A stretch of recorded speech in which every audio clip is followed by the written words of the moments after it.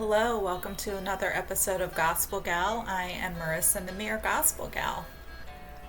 Today I have a special guest, Scott Crider, who will be discussing the issue of addiction and specifically how the gospel impacts this topic. Mental health issues are slowly but surely becoming less stigmatized than ever before in history.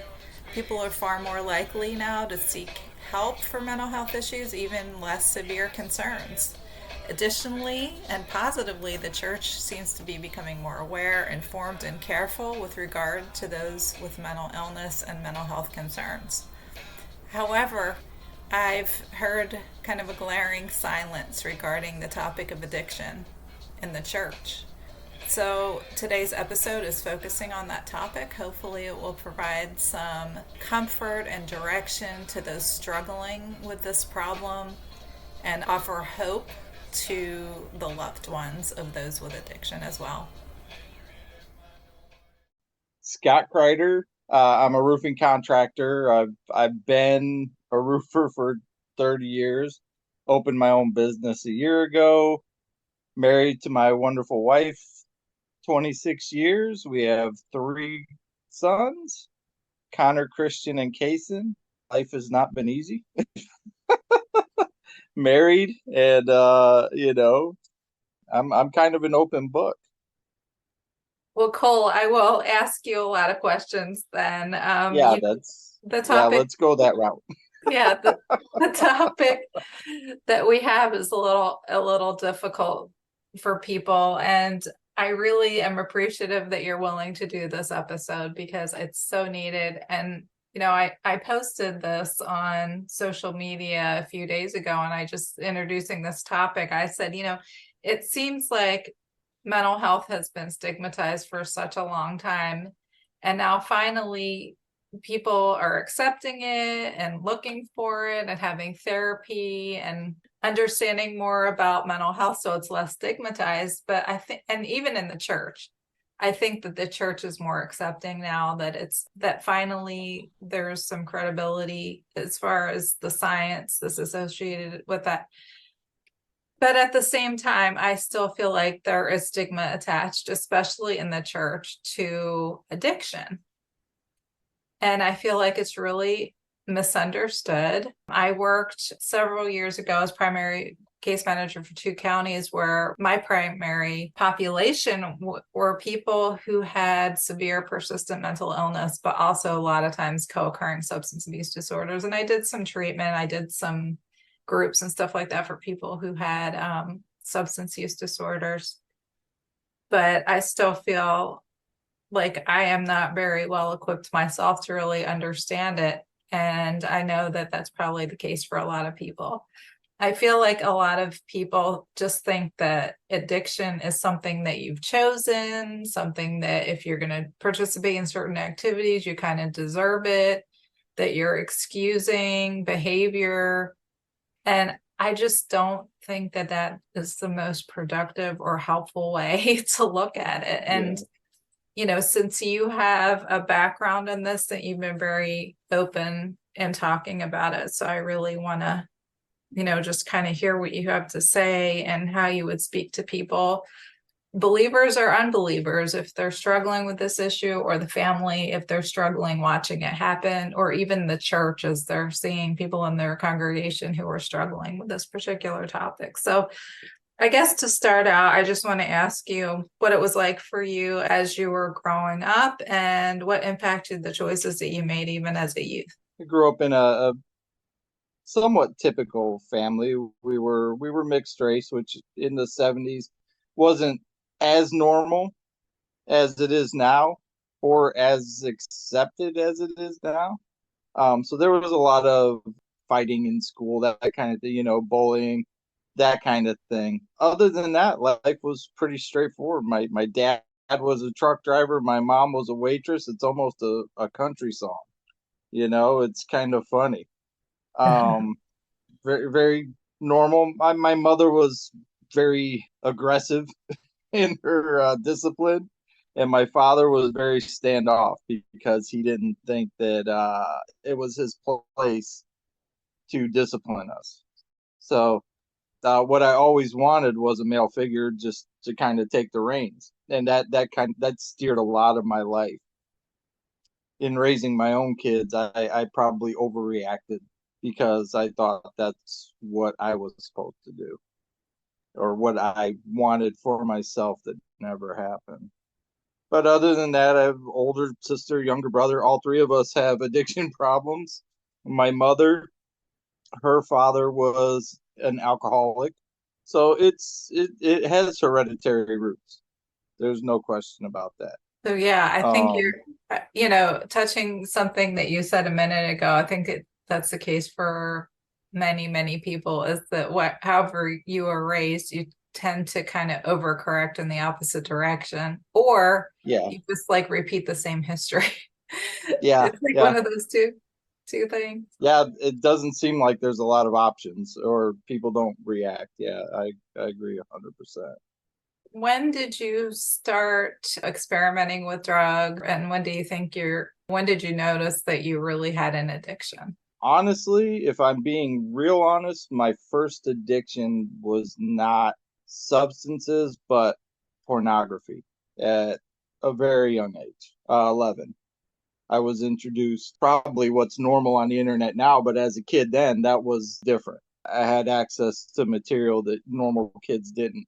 And that guilt helped me seek out other substances to kind of self medicate, the stigma with that. And then I first picked up my first drink at 13. By 14, I was using pot daily, and it just kind of ran after that. I don't think I did anything in my life halfway. It was very all or nothing. So I basically, from the age of 14 till I got clean, I got high and stayed high as much as humanly possible. Yeah, So that's heartbreaking. I mean, it's heartbreaking to me that you had a pornography addiction from the time you were 11 years old. yeah, um, So young. well, I think even now, children, I think the average age is like 8 or 9 years old. It is. It's really, really young. Yeah, But it's with the advent of technology. Device, yeah, everybody carries a device in their hand that can access the internet, and you plug in the word toy, and something sexual could pop up. You know what I yeah, mean? Like, yeah, yeah. You never know what's gonna pop up. Yeah. So yeah. So if parents aren't careful, that's really a possibility. But yeah, it's also heartbreaking that the guilt of that was what kind of drove you to using substances to kind of try to numb out from that, it sounds like. yeah, yeah. I mean, and there's still a stigma with it too, but especially for 11-year-old kid, with no guidance. And honestly, at that point, we were my generation was the latchkey generation.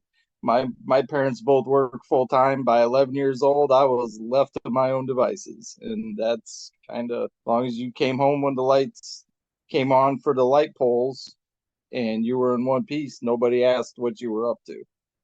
So Being left alone, left to your own devices, definitely problematic for a kid.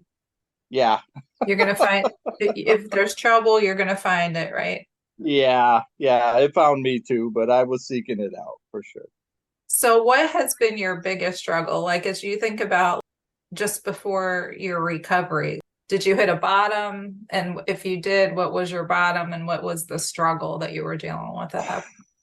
I think my eyes finally opened up to the fact that I had deeply wounded my wife.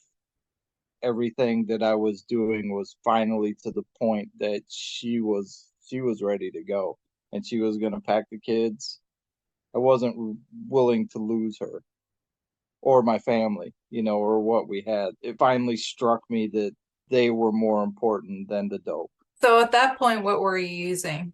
I was into opiates at that finally. I mean, over the years it progressed from just smoking pot to doing acid to cocaine to methamphetamine and then finally to the opiates, but the opiates really, really just destroyed me as a human being. So what was your life like? You know, a lot of people say they black out from substances, so your memory might be kind of cloudy, but do you remember what your life was like? It's been so long, it's kind of like a dream anymore. And there are literally, and no exaggerations, I've lost years. Like there's just things I cannot remember, events that I know happened, but I can't recall. For the most part, it was pretty mundane. I mean, it was a typical life. I mean, for a drug addict, I suppose. I got up, I went to work. People call it functioning, but you're not really functioning. I just had to make money to get high. I wasn't the type to, yeah, I wasn't going to rob a bank or anything like that. My only choice to have what I wanted was to get up and go to work. That helps feed the illusion that it's not really a problem. I can get up, I pay my bills, my kids have food, everything's fine. I'm fine and everything's fine, which is absolutely not true, but That's it's the lie easy you to, tell yourself anyway, right? yeah, it's easy to deceive yourself. So what were other people in your life telling you about yourself and what you were like at that point? I know, Carrie was a big part of that, but did you have other people in your life who would say things to you like, this isn't good, it's not healthy, you're gonna die, you're gonna go to jail? I mean, No, nothing. I mean, honestly, I was in construction and a lot of the guys that I hung out with were doing the exact same thing I was doing. So it was socially acceptable within the circles I was involved in. I mean, I'm sure nobody really came to me and was like, well, it's not 100% true. There, and it was a drug dealer, believe it or not, at my middle son's second birthday that I was buying drugs in the middle of his second birthday. And she looked at me and she's like, I don't even want to sell this to you. And I was like, but you're going to anyway. So why are we having this conversation? And that was kind of a wake up call. It was a couple weeks later I got clean, honestly. Wow, So interesting. So you said that Carrie almost left you, that she had threatened to do that or was going to. What was she saying to you? Was she pointing anything out or saying what was worrying her at that point?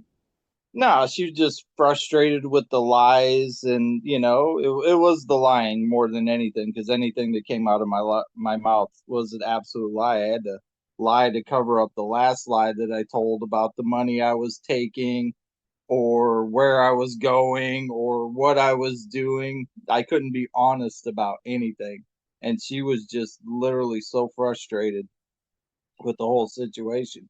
She didn't know what to do. I mean, what do you do with somebody that just you can't trust in any shape or form? And that's who I was. She had told you all that. She told you that she could not trust you, that you were lying to her persistently, and that she just couldn't live like that anymore. Yeah, that was basically the gist of it. Like she was at her wits' end and she couldn't and wasn't going to deal with it anymore. You said you had a 2-year-old, your middle son was 2 at that point, right? Yes. Yep. That's a lot. It is a lot. And to look back at it, the person I am now and the amount of time from then to now, it almost that man was a completely different man. He'd be unrecognizable to me now. Yeah, your addiction kind of turned you into a different person.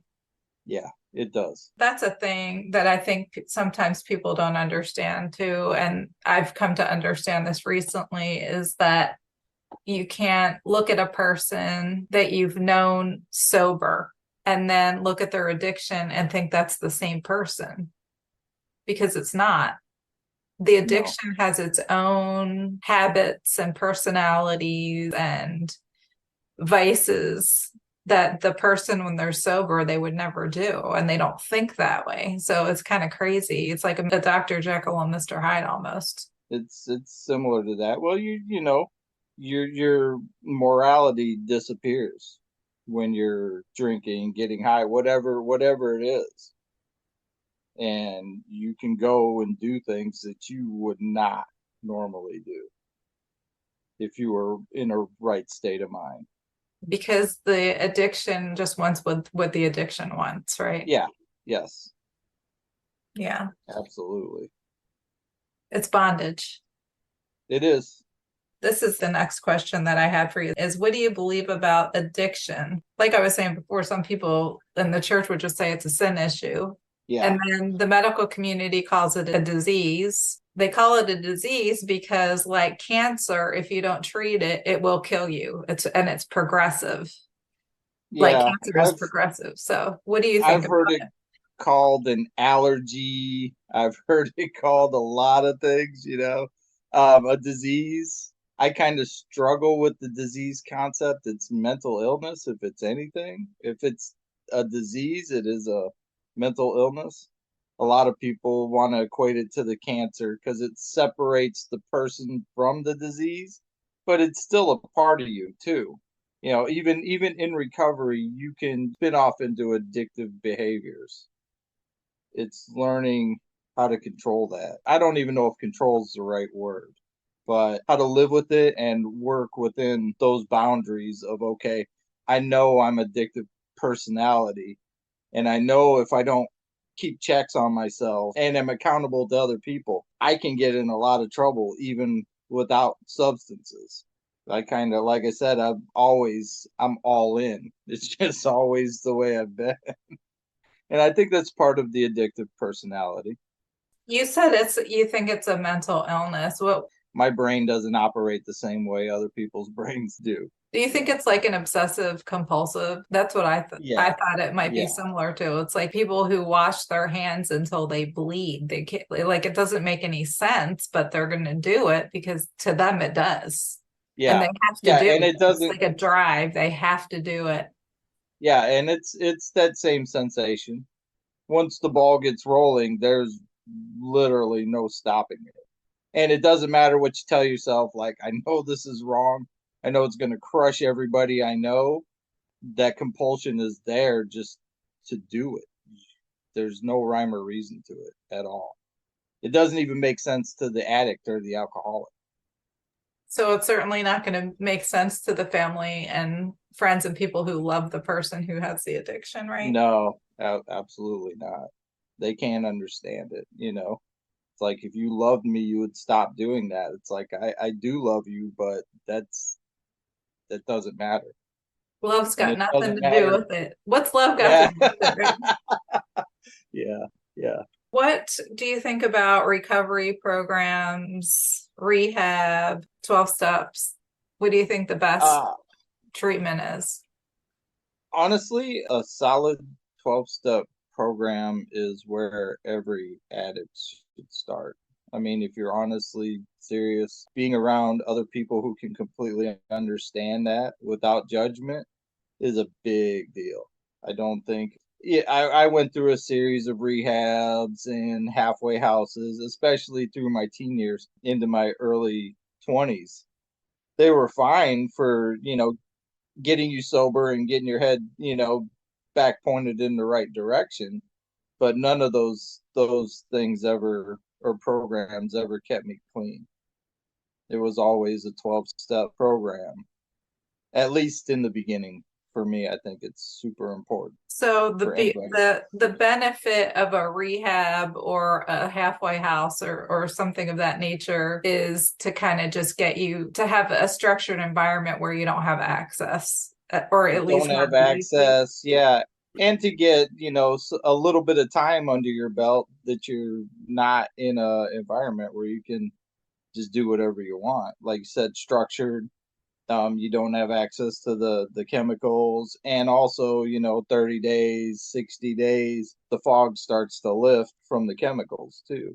But that's you're saying that's just a starting point to make sure you're Yeah, like safe and healthy, sort of. But then the real work starts in the 12 steps program. yeah. You go in, surround yourself with healthy people, which 12-step programs are full of sick people too.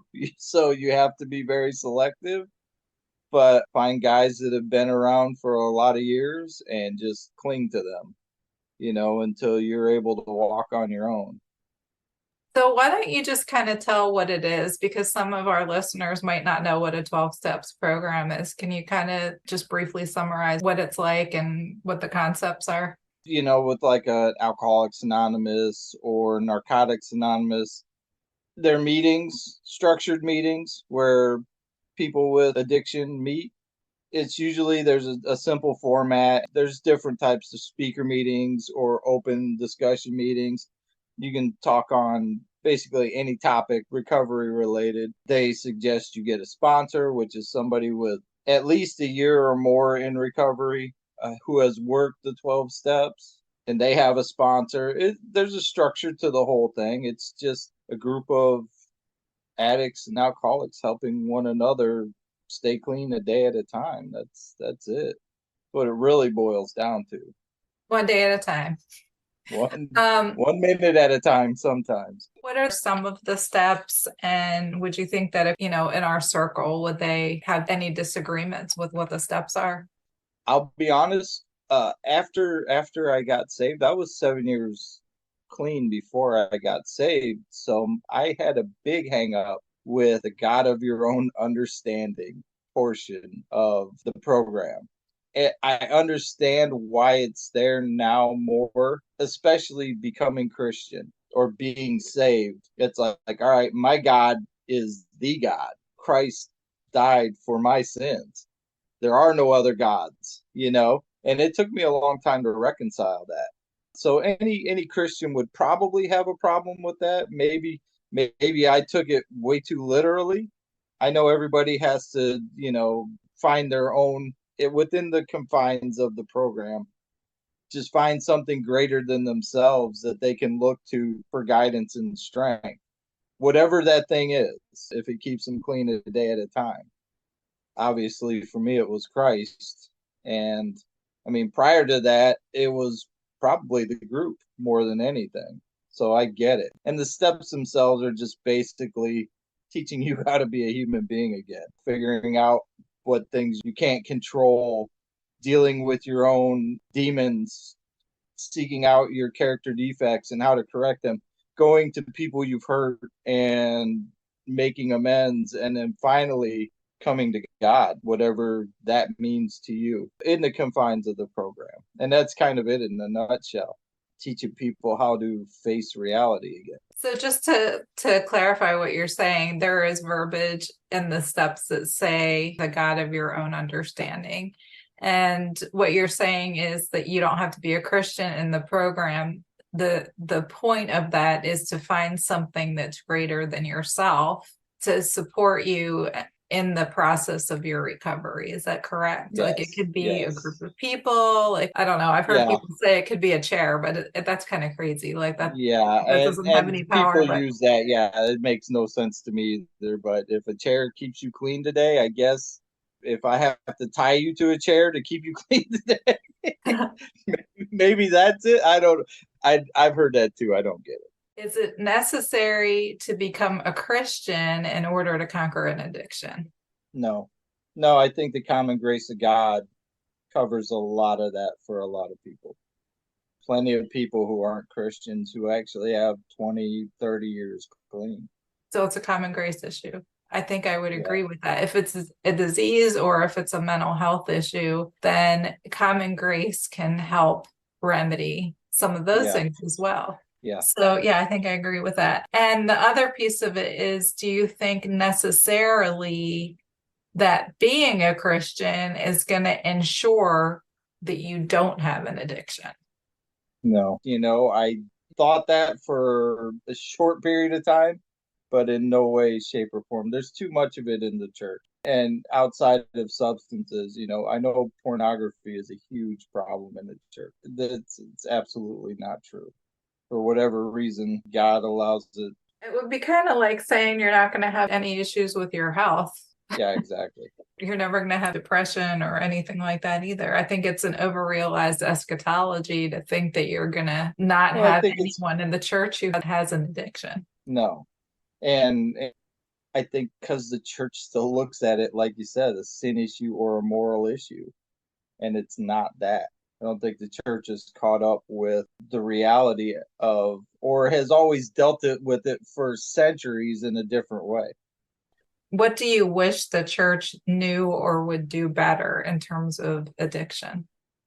I've gone to a couple Christian recovery programs, and even in that respect, they like still didn't get it. I mean, most of the people involved with them were in recovery outside of the church too. So it was still a step-based thing. But as far as like our pastors or leaders or the church itself, education's a huge deal. I mean, you have to kind of have somewhat of an understanding of it, better equip themselves to deal with addiction. It's taken us forever to figure out how to do it ourselves. Finding people with addiction to talk to understand better what it really is instead of what you think it is. Occasionally, there are open meetings at 12 steps. Would that be a good Yeah, idea for maybe a pastor to just sit in on an open meeting once in a while to see what it's like? yeah, to actually hear it and see it. Yeah, that's honestly a good suggestion. What about just not making judgments about it and referring to like people who specialize in it or referring to Yeah, other people who are in that's recovery? absolutely, because I can you really judge it if you don't understand it? Like I said, they wanna, they wanna think of it as a moral issue, and it's really not. I It mean, you can, I can be mean, I think it can be. Like if you do things, yeah, like if a yeah, person, you will. I've acted immorally. Yeah, let's not yeah, have any delusions. I think I understand what you mean. Like, I mean, the thing is, I don't think the addiction itself is, I think that there are things that people can do when they're even like if they're having Yeah, thyroid issues or diabetes issues or, sure. other mental health issues, there are things that are associated with that that can be sinful, Yeah, right? Like yeah, the, absolutely. the thing itself, I think that's what you're saying, right? That it's Yeah, the thing itself is not sinful, no, no. right? Is there anything that you've seen the church do that is healthy or helpful? Well, like I said, they've tried. I like I said, I've been involved in these were honestly horrible churches.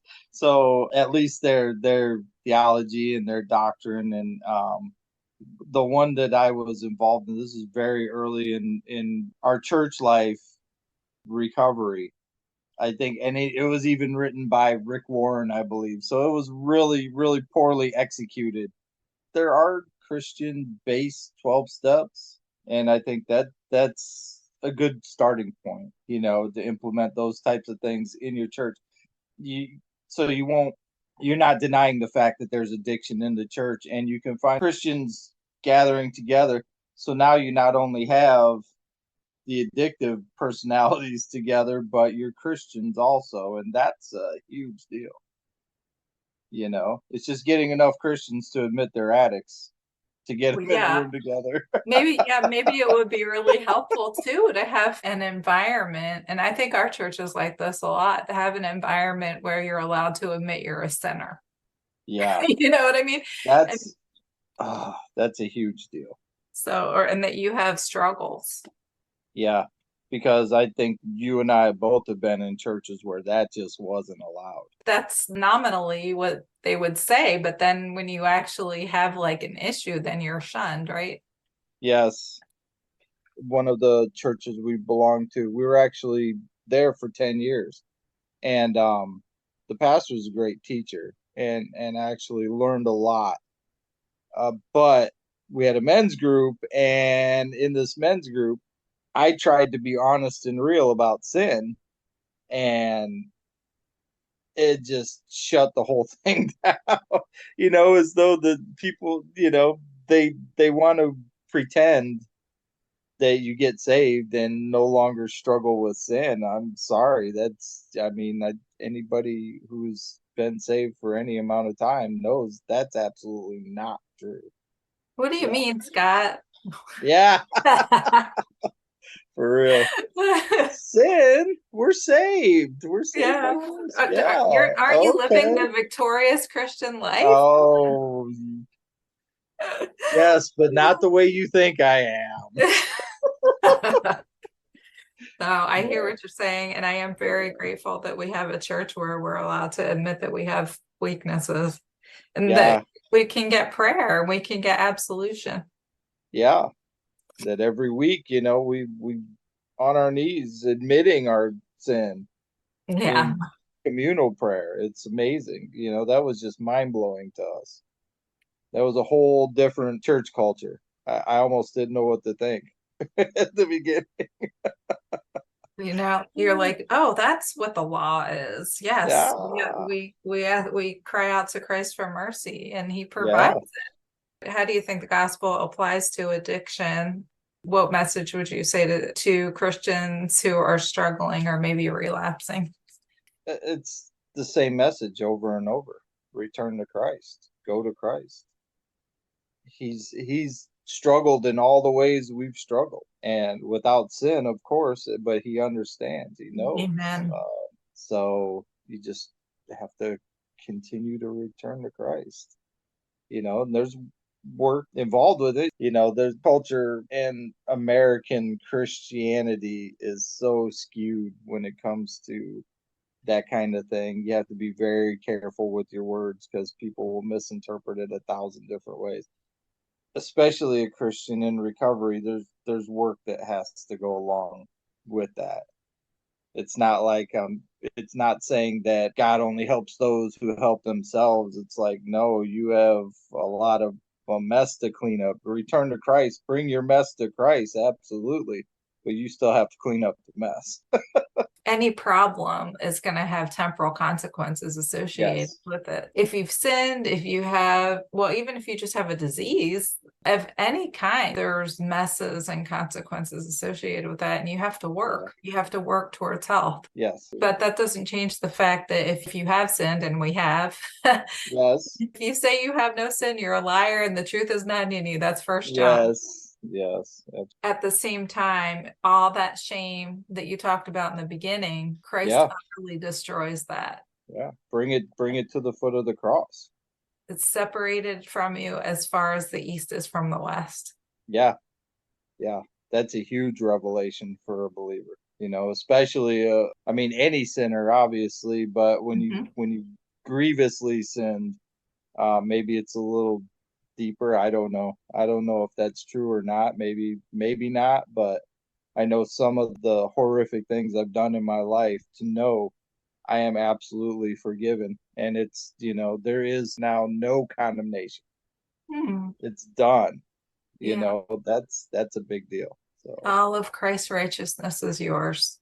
yeah, that I still can't begin to wrap my head around that, but I'll take it for what it is. I'll take it too, man. Yeah, I will take it for what it is. Oh, for my minuscule understanding of it. Absolutely. Go to the cross. Go to Christ. Go to the gospel. The gospel just never ends. It never ends.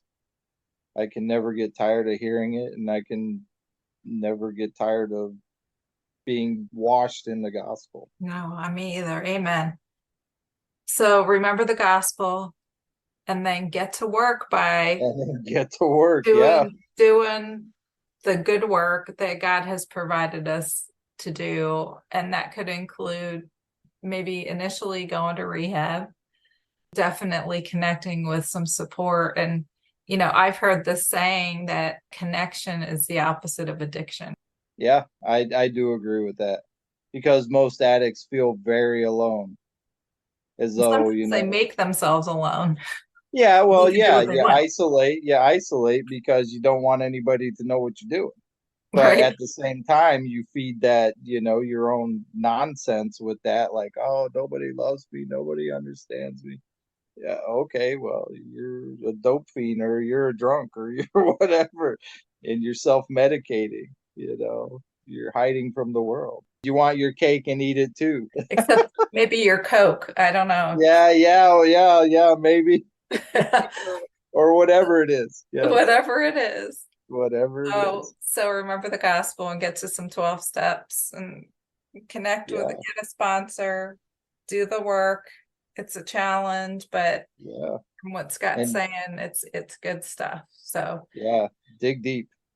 Scott has agreed to hear from people. If you are struggling with addiction of any kind and you need some support and you just want to know how all this stuff works, then he is more than happy to connect with you. You can send me a message. I can get you connected with him, or you can find him on Facebook. His name is Scott the regular way, and Crider is his last name, CRID as in David, ER.